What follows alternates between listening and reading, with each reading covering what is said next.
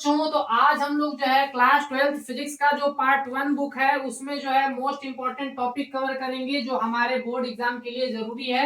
अगर आप इन टॉपिक्स को कवर करते हैं तो आप जो है बोर्ड एग्जाम में बहुत अच्छा स्कोर कर सकते हैं। तो सबसे पहला इसमें टॉपिक जो आपको देखना चाहिए वो है वैद्युत द्विध्रुव।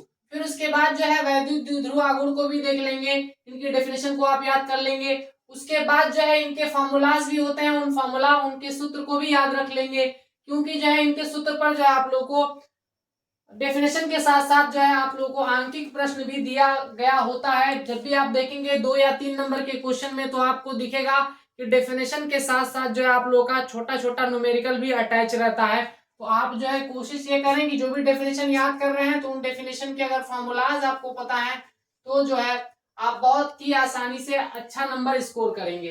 फिर उसके बाद जो है एक समान वैद्युत क्षेत्र में रखे वैद्युत द्विध्रुव पर बलयुग्म का आघूर्ण निकालने के लिए बोला जा सकता है वैद्युत क्षेत्र की तीव्रता क्या होती है, इसको पूछा जा सकता है।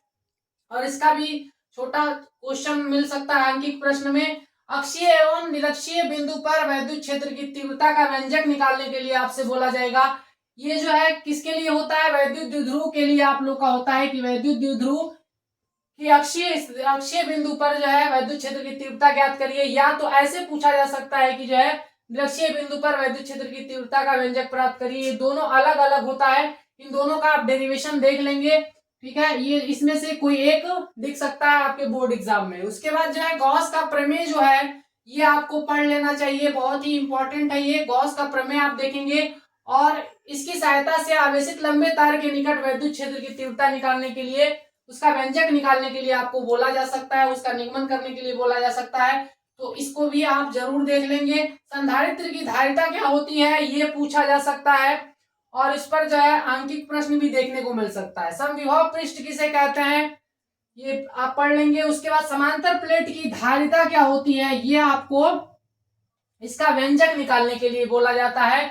अनुगमन वेग किसे कहते हैं, इसको अपवाह वेग भी कहा जाता है। ये जो है आपसे पूछा जा सकता है, अनुगमन वेग और अपवाह वेग, इसका व्यंजक भी पूछा जा सकता है तो उसको भी देख लेंगे, इसका निगमन जो है कर लेंगे। उसके बाद जो है ओम का जो नियम है ये भी आप लोगों के लिए जरूरी है, ये भी आप लोग पढ़ लेंगे कि ओम का नियम क्या है। विशिष्ट प्रतिरोध किसे कहते हैं इसकी डेफिनेशन को देख लेंगे। ओम के नियम का निगमन करने के लिए आप लोगों को बोला जा सकता है कि ओम के नियम का निगमन करके बताइए। फिर उसके बाद किरचॉफ का जो नियम है, इसमें 2 नियम है, लूप का नियम और संधि नियम। ये दोनों नियम आप क्या करेंगे, अच्छे से कवर कर लेंगे। ये भी आप लोग के बोर्ड में पूछा जा सकता है, ये भी आप लोग स्टार पॉइंट में इसको मान सकते हैं। उसके बाद व्हीटस्टोन सेतु जो है इसका सिद्धांत आप लोगों से पूछा जा सकता है। बायो-सैवर्ट का जो नियम है ये पूछा जा सकता है।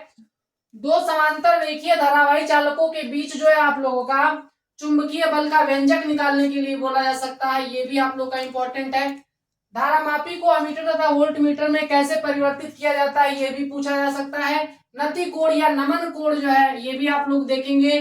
फैराडे का नियम आप लोग याद रखेंगे, इसमें भी 2 नियम है, ऐसे पूछा जा सकता है। दोनों नियम आपको पता होना चाहिए। तो 5 नंबर के या 6 नंबर के क्वेश्चन में होगा, 5 नंबर के क्वेश्चन में तो आप लोग का ऐसे पूछा जाएगा कि फैराडे का नियम लिखिए।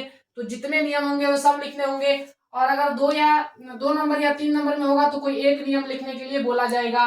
फिर उसके बाद जो है अन्योन्य प्रेरण किसे कहते हैं ये आप लोगों को देख लेना है। इसमें इसका जो है अन्योन्य प्रेरण गुणांक भी आपसे पूछा जा सकता है। और कुछ व्यंजक जो कुछ डेरिवेशन ऐसे भी होते हैं जिनमें आपको रिजल्ट पहले ही दे दिया जाता है।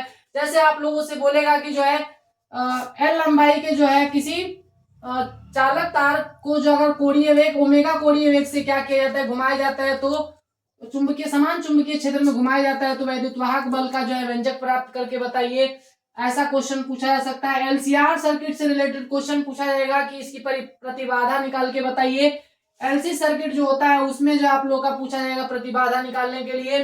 उसके बाद जो है मैक्सवेल समीकरण पूछा जा सकता है। वैद्युत चुंबकीय स्पेक्ट्रम से रिलेटेड आप लोग जो है ये पढ़ लेंगे, वैद्युत चुंबकीय स्पेक्ट्रम के बारे में अच्छे से। तो आप लोगों को जो है अगर इतने टॉपिक अगर आप अच्छे से कवर करते हैं तो पार्ट 1 बुक में आप बहुत ही अच्छा स्कोर करेंगे।